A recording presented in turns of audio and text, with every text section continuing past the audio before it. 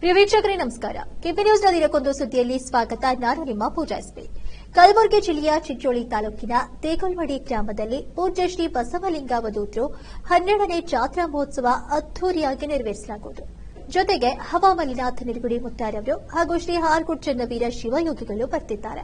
ಅದಕ್ಕಾಗಿ ಕರ್ನಾಟಕ, ಆಂಧ್ರಪ್ರದೇಶ, ತೆಲಂಗಾಣ ಮತ್ತು ಮಹಾರಾಷ್ಟ್ರ ಭಕ್ತಾದಿಗಳು ಕೂಡ ಭಾಗವಹಿಸಿ ದರ್ಶನವನ್ನ ಪಡೆಯಬೇಕು ಅಂತ ಮಠದ ಭಕ್ತರು ಮತ್ತು ವಕೀಲ ಸಂಘದ ತಾಲೂಕಾಧ್ಯಕ್ಷರಾದ ಶ್ರೀಮಂತ ಕಟ್ಟಿಮನಿಯವರು ತಿಳಿಸಿದರು. ಚಿಂಚೋಳಿಯಿಂದ ಗೌತಮ್ ವರದಿ.